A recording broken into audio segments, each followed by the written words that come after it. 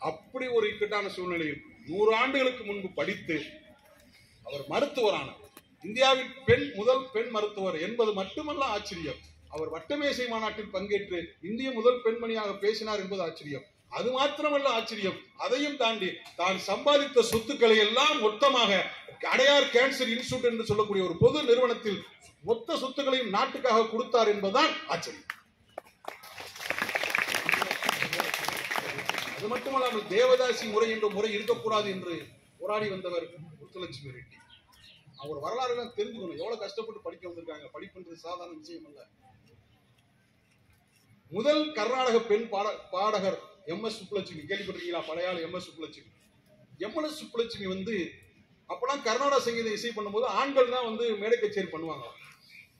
ஆண்கள் மேடை கச்சேரி பண்ணுகின்ற அந்த சூழல்ல வந்து ஒரு பெண் முதல்ல பாட வரும்போது யாருமே ஏத்துக்கல, மறுக்கிறாங்க. முடியாது, இந்த பக்கவாத்தியம், இந்த தபேலா, இந்த வீணை இதெல்லாம் வாசிக்கிறவங்க வரமாட்டேன்றாங்க.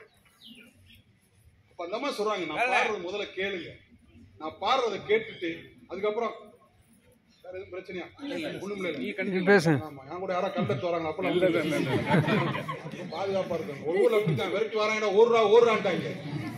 நிறைய அனுபவம் ஏற்படும். ஒரு ஊர்ல இங்க பரவாயில்ல, ஒரு மேடை ஓட்டி ஒரு ஊர்ல என்ன பண்ணிட்டாங்க, ஒரு டிராக்டர்ல ஏறி உட்கார வச்சுட்டாங்க. டிராக்டர்ல தான் பட்டிமன்றம் பேசணும். டிராக்டர் ஏறி நிக்கிறான், அண்டை கொடுத்த கல்ல நகட்டி விட்டாங்க. டிராக்டர் இப்படி ஆடுது, எதிர்த்தாப்புல லாரி வருது. நான் வந்து இந்திய நாட்டினுடைய பொருளாதாரம் பரவாயில்ல, நான் பேச மாதிரி துண்டு ஓட்டாங்க. சில ஊர்ல துண்டு ஓட மாட்டாங்க. அதை நாங்க பேச்சிலே சொல்லிடுவோம். நான் இந்த ஊருக்கு பல முறை வந்ததுண்டு, இந்த ஊரில் பலரை பார்த்ததுண்டு, இந்த ஊரில் எனக்கு நிறைய நண்பர்கள் உண்டு. இப்படி சொன்ன பிறகு புரிஞ்சுக்கிட்டு அதுல ஒரு ஆள் வில்லங்க பிடிச்ச என்ன செஞ்சான், சிவகாசி வெடி தொழில் சார்பாக இவருக்கு இந்த வெடிமாலை அணிவிக்கிறோம் போட்டு விட்டாங்க. அதுல இன்னொரு வில்லங்க பிடிச்சவன் விருதுநகர் தீப்பெட்டி தொழிற்சாலையின் சார்பாக அதை நான் பற்ற வைக்கிறேன். ஐயா சாமி ஆளை விடுங்கிறாங்க. நான் வந்தவனே அழகர் சாமி கேட்டேன், ஆண்டிபெட்டின்ற ஊர் ஏன் வந்து பேர் வந்துச்சு, நிறைய ஆண்டிகள் அந்த ஊர்ல இருப்பாங்க வந்துச்சு சொன்னாங்க. நிறைய ஊர் பேரு வில்லங்குமார். ஒரு ஊருக்கு பெருச்சாலி வெட்டின்னு பேர் வச்சிருக்காங்க, இன்னொரு ஊருக்கு எருமநாயக்கி வெட்டின்னு பேர் வச்சிருக்காங்க. இவங்க சொந்தக்காரருக்கு ஒரு மாப்பிள்ளைக்கு பொண்ணு பார்க்க போனோம். அந்த பொண்ணு எல்லாம் மாப்பிள்ளை எல்லாம் ஒரு எல்லாம் விசாரிச்சுட்டு மாப்பிள்ளை ஊர் பேர் என்னன்னு கேட்டிருக்கு. இவன் எருமநாயக்கி பட்டின்னு இருக்கான். இந்த காரணத்தினால இந்த ஊருக்கு வரமாட்டேன், எங்கடா அவங்க பொண்ணை கல்யாணம் கொடுத்துருக்காங்க, எருமநாயக்கி பட்டி கொடுத்துருக்கோம் அப்படின்றாங்க. பூமா வெட்டி, பெருச்சாலி வெட்டி, சில ஊர் பேர்ல வித்தியாசம் இருக்கு. பரவாயில்ல, ஆண்டி வெட்டி ஒரு நல்ல ஒரு அர்த்தம். அப்ப நாம வந்து இந்த அடிப்படையில் பார்க்கின்ற பொழுது, இந்த உலகத்தில் இந்த வரலாறுகளை தெரிந்து கொண்ட பொழுது MS சுப்புலட்சுமி அவர்கள் பாடி பார்த்த பிறகு மிகச்சிறப்பாக பாடினார் என்று நம்ம நாட்டுடைய ஜனாதிபதி, நம் நாட்டுடைய பிரதமர் ஐநா சபையில் பாடுகின்ற வாய்ப்பு MS சுப்புலட்சுமி கிடைத்தது. சரியான திறமை இருந்தால் உலகத்தில் எங்கேயும் சாதிக்கலாம், அறிவால் தான் சாதிக்க முடியும் என்பதை நீங்கள் மறந்துவிட. ஓராயிரம் நாம் உதாரணங்களை சொல்ல முடியும். உலக மகளிர் தினம் ஒவ்வொரு ஆண்டும் ஒரு வாசகத்தை பிரகடனப்படுத்தும். இந்த 2025 செயலினை துரிதப்படுத்து என்ற வாசகத்தை பிரகடனப்படுத்தியிருக்கிறது. இப்பொழுது இல்லை என்றால் எப்போது செய்ய போகிறார், நீ செய்யவில்லை என்றால் யார் செய்ய போகிறார் என்று ஒரு வாசகம் சொல்வார்கள். ஹிரோஷிமா நாகசாகியில் குண்டு போட்ட பொழுது அங்கே உள்ள மக்களை எல்லாம் தட்டி எழுப்பது இந்த வாசகம். இப்பொழுது செய்யாவிட்டால் எப்போது செய்ய போகிறாய், நீ செய்யாவிட்டால் யார் செய்ய போகிறார், இதை செய்யாவிட்டால் எதை செய்ய போகிறாய். நான் சொன்னது போல ஒவ்வொரு நாளும் ஒவ்வொரு நிமிடமும் என் வாழ்க்கையில நானா செதுக்குனரா, எவர் நெவர் கிவ் அப். இது யார் சொன்னது? அபையார் சொன்னது. பின்னாடிதான் ஒரு அஜித் படத்துல வருது. அது கூட அபையா ஊக்கம் வந்து கைவிடல். அதான் எவர் நெவர் கிவ் அப். அடிப்படையில் நான் ஒரு அஜித் ரசிகர். அது வந்து அது தனியா இருக்கட்டும். நேர்கொண்ட பார்வை என்பது மகாகவி பாரதியாரின் வார்த்தை. சில வார்த்தைகள் வேற வேற ஆள் சொல்றாங்க, அதே சிக்கலா போச்சு. தர்மத்தில் வாழ்வதனை சூதுகம்டா நம்ம ஏரியாக்காரர் யான் வராரு, ஆனா அவரு இல்ல, அது பாரதியார் வார்த்தை. அதே பிரச்சனை. தர்ம யுத்தம் நடத்துறவர் யான் வராது, அது இல்ல பிரச்சனை. ஆனா பிரச்சனை பாரதியார் சொன்ன சில வார்த்தைகள் வேதம், சில வார்த்தைகள் தெய்வம். ரஷ்ய அறிஞன் டால்ஸ்டாய் சாலையில் நடந்து கொண்டிருக்கிறார். அப்பொழுது ஒரு பிச்சைக்காரர் வருகிறார். அந்த பிச்சைக்காரர், ஐயா எனக்கு ஏதாவது பணம் கொடுங்கன்றார். அன்பு சகோதரரே, தற்பொழுது என்னிடம் பணம் இல்லை, இன்னொரு முறை உங்களை சந்திக்கும் போது ஏதாவது தருகிறேன்னு சொல்றார். சொன்ன பிச்சைக்காரனுக்கு சந்தோஷம் ஆயிடுச்சு. ரொம்ப நன்றியேங்கிறார். ஏன் நான் தான் உனக்கு எதுவுமே தரலையே, ஏன் நன்றி சொல்ல, ஏதாவது உள்குத்து இருக்கோ அப்படிங்கிறார். ஒரு குத்தும் இல்ல, என்னை யாரும் அன்பு சகோதரவே சொன்னதில்லை, இந்த வார்த்தையே எனக்கு டானிக்கு மாதிரி. இதுவே எனக்கு ₹1,00,000 கிடைச்ச சந்தோஷம், ரொம்ப சந்தோஷம் ஏண்டு போனார். சில வார்த்தைகள் அப்படி அப்படி வார்த்தைகளை சரியாக பயன்படுத்தணும். ஒருத்தர் ஒரு குதிரை கத்துக்க போறார். அந்த குதிரை கத்துக்கும் போது அந்த குதிரை வச்சு சொல்றேன், என் குதிரை அப்பாடா அப்படின்னா ஓடும், அப்பாடான்னு வேகமா ஓடும், அப்பாடான்னு சொல்லிட்டு ஒரு வேகமா எவ்வளவு வேகமா போகணும், ஆண்டவரேன்னு சொன்னா நின்றும். மாத்தி சொல்லிடாத, இதான் நிலவரம் இருக்கான். சரி குதிரை கத்து வாங்க என்ன செஞ்சா, வண்டியில இருப்பாங்கன்னு அப்பாடான்னு இருக்கான், வண்டி வேகமா போயிருக்கு, அப்பாடா அப்பாடான்னு வண்டி போயிட்டே இருக்கு. திடீர்னு ஒரு மலை உச்சியில போய் நிற்பாரு. ஒரு மலை உச்சி, ஐயோ குதிரை நிப்பாட்டமே, நிப்பாட்டுறதுக்கான வார்த்தையை மறந்துட்டான். நிப்பாட்டுறதுக்கான வார்த்தை என்ன செஞ்சுட்டான், மறந்துட்டான். அப்போனா அப்போனே குதிரை அந்த உச்சிக்கு போனவனே, ஆண்டவரே என்னை எப்படியாவது காப்பாது ஆண்டவர் என்றான். குதிரை நின்றுச்சு. அப்பா என்ன செஞ்சுட்டான், இந்த குதிரை நின்றுச்சு, அப்பா நம்ம பொழைச்சிட்டோம் இருக்காண்டி அப்பா அடாண்டிருக்கான். சற்று நேரத்துக்கு முன் நான் சொன்னேன் அல்லவா, வார்த்தைகள் வேதம். மனதாலும் மொழியாலும் மெய்யாலும் யாரையும் காயப்படுத்தி விடக்கூடாது. சில சொற்களை நாம் எப்படி பயன்படுத்துகிறோம், சில சொற்கள் நமக்குள் எப்படி விதையாக இருக்கிறது என்பதை யோசித்து பார்க்கிறோம். அப்ப முதல் மருத்துவர் முத்துலட்சுமி ரெட்டி வாழ்க்கையில் எவ்வளவு கஷ்டப்பட்டு முன்னேறினார் என்று பார்த்தோம். முதல் பாடகர் MS சுப்புலட்சுமி வாழ்க்கையில் எப்படி ஜெயித்தார் என்று பார்த்தோம். அதை போல முதலில் நம்முடைய வாழ்வில் மிகச்சிறந்த ஒரு பெண்மணியாக இருந்த ஆசிரியர் பணியில் இருக்கக்கூடிய அத்தனை பேரும் தெரிந்து கொள்ள வேண்டிய ஒருத்தர் சாவித்திரிபாய் பூலே.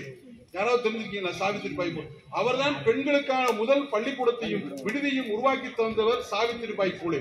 உள்ளபடியே ஆசிரியர் தினம் வைக்க வேண்டும் என்று சொன்னால் சாவித்திரிபாய் பூலே பேரில் தான் வைத்திருக்க வேண்டும். மற்றவங்க பள்ளிக்கூடத்துக்கு போகும்போது கையில எக்ஸ்ட்ரா ஒரு சேலை எடுத்துட்டு போவாங்க. காரணம் என்ன, அந்த காலத்துல பெண்கள் படிப்பது தீமை என்று இருந்தது. இவர்கள் போகும்போது மாட்டு சாணத்தை எழுதி அந்த சாவித்திரிபாய் பூலே மேல் வீசுவார்கள். அதையெல்லாம் துடைத்துவிட்டு நான் எடுத்த காரியத்தை நிறைவேற்ற வேண்டும், ஒரு மிகப்பெரிய கல்லூரியை பள்ளிக்கூடத்தை உருவாக்க வேண்டும், கல்வியினால் ஒரு புரட்சி ஏற்படுத்த வேண்டும் சொன்ன சாவித்திரிபாய் பூலே தான் இந்தியாவில் முதல் ஆசிரியர். அவங்க சாதாரணமா வரல. இப்படி இப்படி ஓராயிரம் உதாரணங்களை சொல்வது அல்ல. நீங்க எல்லாமே டேட்டா, நீங்க கம்ப்யூட்டர்ல வந்து எல்லாமே வந்துருச்சு. ஒரு வகுப்புல சுதான்னு ஒரு பொண்ணு இருக்கு. அந்த சுதான்ற பொண்ணு மேல எறும்பு ஏறிட்டு இருக்கு. டீச்சர் இந்த சுதா மண்டையில எறும்பு ஏறுது. டீச்சர் சொல்லுது, அது எதுக்குமே ஏன்னு சொல்ற, நீங்க தான் சொன்னீங்க உன் மண்டையில ஒண்ணுமே ஏறாதுன்னு, அந்த எறும்பு பாருங்க எறும்பு அப்படின்னு. ரொம்ப கவனமா இருக்கு. ஒரு குடிமகனின் அடிப்படை தேவை என்ன அப்படின்னு ஒரு வரலாற்று ஆசிரியர் கேட்கிறார். சொல்றேன், குடிமகனின் அடிப்படை தேவை ஊறுகாய் சார் இருக்கேன். மாணவர் ரொம்ப வில்லங்கமான ஆட்கள், ரொம்ப கவனமா பேசணும். அம்மாவோட ஏதாவது பேசிடக்கூடாது. மண்ணரிப்பை தடுப்பதற்கு என்ன செய்வாய், மண் சொரிந்து விட்டு நைசில் பவுடர் போடுவேன் சார் அப்படின்னு. இந்த மாதிரி வில்லங்கமான ஆட்கள் தான் இருக்காங்க. ரொம்ப கவனமா இருக்கு. நான் வகுப்புல போய் ஏண்டா என்னை பார்த்தா லூஸ் மாதிரி நினைக்கிறியா அப்படின்ற கேள்வி கேட்கவே மாட்டேன்.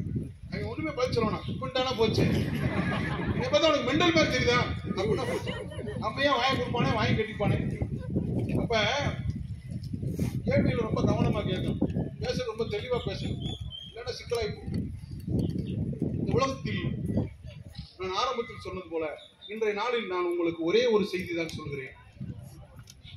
அழகு வயப்படாதீர்கள், உணர்வு வயப்படாதீர்கள், அறிவு வயப்படாதீர்கள். ஒரே ஒரு 2 செய்தியை சொல்லி இந்த உரையை நான் நிறைவு செய்கிறேன். 2 செய்தியை சொல்லி அப்பாடான் இருக்கேன். நான் பேசி முடிச்சது கேட்பேன். நான் பேசினா எது முடிச்சு. இத்துடன் என் உரையை முடித்துக் கொள்கிறேன். நன்றி, வணக்கம்.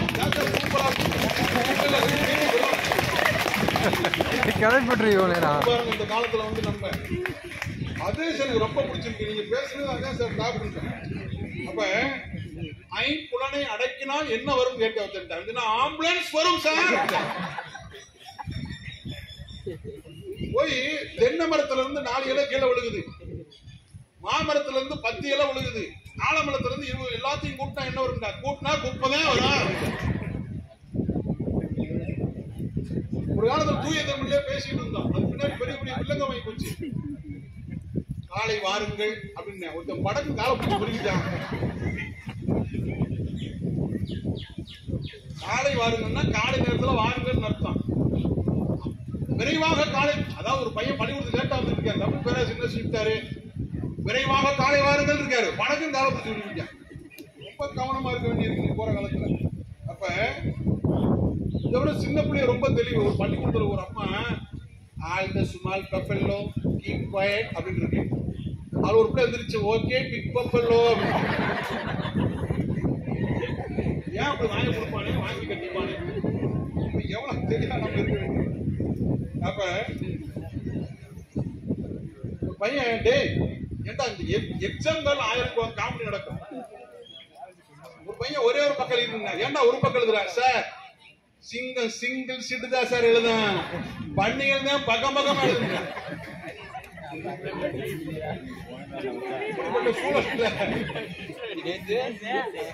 இப்படிப்பட்ட சூழல் நம்ம வாழ வேண்டி இருக்கிறது. நான் ஒரே ஒரு செய்தி தான் உங்களுக்கு சொல்லிக் கொண்டிருக்கிறேன். அழகு வயப்படாதீர்கள், உணர்வு வயப்படாதீர்கள், அறிவு வயப்படும். அறிவுதான் ஆயுதம். ஜெயலட்சுமி என்ற ஒரு பெண், புதுக்கோட்டை மாவட்டத்தை சார்ந்த பெண். அவள் கண்டுபிடித்த கண்டுபிடிப்பின் காரணமாக அமெரிக்காவில் உள்ள நாசா என்ற விண்வெளி ஆராய்ச்சி கழகத்திற்கு அவள் அழைக்கப்படுகிறார். போக 2 லட்சம், வர 2 லட்சம், 4 லட்சம் ரூபாய் பணம் தேவைப்படுகிறது. அடிப்படையில் கூலி வேலை பார்க்கிற புதுக்கோட்டையில் ஒரு பின்தங்கிய கிராமத்தை சார்ந்த ஜெயலட்சுமியின் குடும்பம் அமெரிக்கா வரை செல்வதற்கு பணம் இல்லை. அமெரிக்கா செல்ல தேர்ந்தெடுக்கப்பட்டிருக்கிறார். அவருக்கு பணம் இல்லை என்று செய்தித்தாள் வருகின்ற பொழுது பல்வேறு நிறுவனங்கள் அந்த ஊரை மையமிடுகின்றன. உலக வெளிச்சம் ஓங்கி ஒழிக்கப்படாத அந்த கிராமத்தில் ஒட்டுமொத்த தொலைக்காட்சி மீடியாக்களும் ஒட்டுமொத்த செல்வந்தர்களும் அந்த ஊரை நோக்கி படையெடுக்கும் பொழுது அந்த ஜெயலட்சுமியை பார்த்து எல்லோரும் நாங்கள் உனக்கு பணம் தருகிறோம், எவ்வளவு பணம் வேணாலும் தருகிறோம், நீ அமெரிக்காவுக்கு செல் என்று சொன்ன பொழுது அந்த ஜெயலட்சுமி சொன்னாலாம், எங்கள் ஊரில் 150 வீடுகளுக்கு கழிப்பறை வசதி இல்லை. நான் ஒருத்தி அமெரிக்காவிற்கு போய் என் கட்டுரையை நிரூபித்து என் ஊருக்கும் என் பிள்ளைகளுக்கும் பெருமை சேர்ப்பது, என் பெற்றோருக்கும் என் பள்ளிக்கூடத்துக்கும் பெருமை சேர்ப்பது அல்ல விஷயம். நாசா விண்வெளி ஆராய்ச்சி கழகத்துக்கு செல்லக்கூடிய அறிவாளியான பெண் இருக்கப்பட்ட ஊர் இப்படி இருக்கிறது என்று இந்த ஊருக்கும் இந்த ஊரில் இருக்க உங்களுக்கெல்லாம் கேவலமாகப்படும். முதலில் என் ஊருக்கு கழிவறை கட்டி தாருங்கள், அதன் பிறகு நான் அமெரிக்கா செல்வதற்கு நீங்க பொருளாதார உதவி செய்தீர்கள் என்று சொல்லி அந்த ஊரில் உள்ள அத்தனை கழிவறைகளையும் கட்டச் செய்தவள் உங்களைப் போல ஜெயலட்சுமி என்ற ஒரு பெண்மணி என்பது வரலாறு பதிவு செய்தது. வரலாறு என்பது நேற்றைய வரலாறு மட்டுமல்ல, அது இன்றைய வரலாறு சேர்ந்தது. நீங்கள் வீட்டிற்கு போய் கூகுளில் கண்ணம்மா ஜோதி என்ற ஒரு பெயரை பதிவு செய்து ஒரு ஆட்டிசம் பாதிக்கப்பட்ட குழந்தையை பற்றி ஒரு செய்தி இருக்கிறது பாருங்கள். கண்ணம்மா ஜோதி யாராச்சும் கேள்விப்பட்டிருக்கிறீங்களா? கண்ணம்மா ஜோதி என்ற பெண் பார்க்கும் திறனற்றவள், ஆடிசம் என்று சொல்லக்கூடிய உடல் குறைபாடு நோய் உள்ளவள். ஆனால் அந்த பெண்ணுக்கு பாடத் தெரியும், வயலின் வாசிக்க தெரியும், 1330 குரலுக்கும் ஒரு ராகம் அமைத்து மெட்டமைத்து பாடத் தெரியும். எந்த நாளை சொன்னால் அந்த நாளின் கிழமை சொல்ல தெரியும். எந்த கணக்கு கொடுத்தால் அந்த கணக்கை போட்டுவிட தெரியும். இவ்வளவு திறன்களை பெற்ற கண்ணம்மா ஜோதி என்ற பெண் குழந்தை பிறந்த பொழுது அவர்கள் பெற்றோர்கள் எப்படியாவது இந்த குழந்தையை நீங்கள் கொன்று விடுங்கள், இந்த குழந்தையை எங்களால் வளர்க்க முடியாது, இந்த குழந்தையை வளர்ந்து என்ன ஆக போகிறது என்று மிகுந்த வேதனைப்பட்டு கொண்டிருந்த பொழுது அந்த குழந்தையுடைய அம்மா இல்லை, இந்த குழந்தையை நான் வளர்த்து ஒரு ஆளாக்குவேன் என்று சொன்னார். அந்த கண்ணம்மா ஜோதி என்ற பெண் இசையமைப்பாளர் ஜிவி பிரகாஷ் இயக்கிய ஒரு படத்தில் திரைப்படத்தில் பாடல் பாடியிருக்கிறார். அமெரிக்கா, ரஷ்யா, லண்டன், துபாய் என்ற பல நாடுகளுக்கு சென்று வந்திருக்கிறார். தன் அறிவாலும் திறமையாலும் இன்று உலகில் நம் தமிழ்நாட்டிற்கு பெருமை சேர்த்த ஒரு பெண்ணாக இந்த கண்ணம்மா ஜோதி என்ற ஒரு பெண் இருக்கிறார். கண்டிப்பாக அதை நீங்கள் யூடியூபில் பாருங்கள். உடல் ஊனமுற்ற மாற்றுத்திறனாளி என்று சொல்லக்கூடிய பல்வேறு திறன் உள்ளவர்களை இன்று சாதிக்கின்ற பொழுது நாம் என்ன செய்து கொண்டிருக்கிறோம்? எதற்காக இந்த பூமியில் பிறப்படுத்தோம்? எதற்காக இந்த கல்லூரி சாலை வந்தோம் என்று உங்களை நீங்களே கேள்வி கேட்டுக் கொள்ளுங்கள். மறுபடியும் நம்மை அடக்குவதற்கு, நம்மை முடக்குவதற்கு, நம்மை சிறைப்படுத்துவதற்கு எத்தனையோ புறக்காணிகள், பல்வேறு விஷயங்கள் நம்மை நெருக்கி கொண்டுகிட்ட காலகட்டத்தில் நாம் அறிவால் மட்டுமே வெல்ல முடியும். இன்னும் எத்தனை ஆண்டு காலத்திற்கு சீரியல் பார்ப்பவராக, குடும்ப குத்துவிளக்காக, குடும்பத்தில் மட்டுமே வெளியுறவாக பெண்களை நீங்கள் சொல்ல போகிறீர்கள். ஹெலன் கெல்லர் என்ற அம்மையார், 100 ஆண்டுகளுக்கு முன்னேறி ஹெலன் கெல்லர் என்ற அம்மையார், அவருக்கு 5 மொழி தெரியும், 12 புத்தகம் எழுதியிருக்கிறார். 1.5 கோடி ரூபாயை தன்னை போல பாதிக்கப்பட்ட பெண்களுக்கெல்லாம் அந்த ஹெலன் கெல்லர் அம்மையார் நிதியாக ஒதுக்கி வைத்திருப்பார். இதுவெல்லாம் ஆச்சரியம். அந்த ஹெலன் கெல்லர் அம்மையாவிற்கு பார்க்கும் திறன் இல்லை, பேசும் திறன் இல்லை, கேட்கும் திறன் இல்லை. ஆனி சல்லிவன் என்ற ஆசிரியருடன் 49 ஆண்டு காலம் வாட்டர் தண்ணீர்னா எப்படி இருக்கும்? ஒரு தண்ணியை திறந்து விட்டு அந்த தண்ணியை தொட்டு பார்ப்பாங்களா முதல்ல. அந்த ஆசிரியர் வாட்டர்னு உச்சரிச்சு அந்த பொண்ணுடைய கையை இங்க வச்சு வாட்டர்னா இப்படித்தான் உச்சரிக்கும் கையில சொல்லி கொடுப்பாங்க. அவங்க கையை பிடிச்சி முதுகுல வாட்டர்னு எழுதி பார்ப்பாங்க. கைகளால் முதுகில் எழுத வைத்து அந்த பொருளை தொட வைத்து இப்படியாக உலகத்தில் உள்ள பல்வேறு விஷயங்கள்லாம் சொல்லிக் கொடுத்து ஆனி செல்வன் என்று சொல்லக்கூடிய அந்த ஆசிரியருடைய காரணமாக 49 ஆண்டு காலம் உடன் இருந்து அந்த பெண்மணி 5 மொழிகளை கற்று 12 நூல்களை எழுதி 1.5 கோடி ரூபாய் தன்னை போன்ற பிற ஆள்களுக்கெல்லாம் கொடுத்த அந்த ஹெலன் கெல்லர் அம்மையாரை விடவா ஒரு மனிதன் வந்து வாழ்க்கையில் பல்வேறு இன்னல்களை சந்தித்திருக்க முடியும்? 100 ஆண்டுகளுக்கு பிறகு இன்றைக்கு பார்வையற்ற மாற்றுத்திறனாளிகள் நிறைய IAS அதிகாரிகள், கலெக்டர்கள் பல்வேறு பணிகளில் இருக்கிறார். எல்லா குறைபாடும் உள்ளவர்களெல்லாம் இன்று சாதித்துக் கொண்டிருக்கிறார்கள். நாம் சாதிப்பதில் என்ன தடை இருக்கிறது? இந்த பூமியில் பிறந்தோம் வாழ்ந்தோம் இறந்தோம் அல்ல, பிறந்தோம் வாழ்ந்தோம் சாதித்தோம் என்பதுதான் வரலாக இருக்க வேண்டும். இன்றைய மகளிர் தினம் எல்லா தினங்களும் கொண்டாட்டமானதுக்கான அல்ல. கவிக்கோ அப்துல் ரஹ்மான் தான் ஒரு கவிதை சொல்வார், குழந்தைகள் தினம் கொண்டாடுகிறவர்களே, தினங்களை கொண்டாடுவதை விட்டுவிட்டு எப்பொழுது குழந்தைகளை கொண்டாடப் போகிறீர்கள் என்று சொல்லுவார். அப்போ நம்முடைய வாழ்க்கை கொண்டாட்டம் நிறைந்ததுதான், நம்முடைய வாழ்க்கை மகிழ்ச்சி நிறைந்ததுதான். அந்த மகிழ்ச்சிக்கும் கொண்டாட்டத்திற்குமான அர்த்தம் நம் சாதனையில் ஒளிந்திருக்கிறது. நான் மறுபடியும் சொன்னேன், இந்த பேச்சு தொடக்கத்தில் உங்களிடம் ஒரே ஒரு செய்தியை மட்டும்தான் சொல்ல வந்திருக்கிறேன். அந்த ஒரே ஒரு செய்தி, அழகு வயப்படாதீர்கள், உணர்வு வயப்படாதீர்கள், அறிவு வயப்படுகிறது. எனக்கு வாய்ப்பளித்தோருக்கும் இது யாரும் வாய்ப்பளித்தோருக்கும் வாய்மொழி பெற்றோருக்கும் அத்தனை நல்ல உள்ளம் இது யாரும் பொறுமையாக கேட்டார்கள். என் தம்பிகளை தங்கைகளை பேராசிரியர் பெருமக்களை அனைவருக்கும் நன்றி பாராட்டி விடைபெறுகிறேன். நன்றி, வணக்கம்.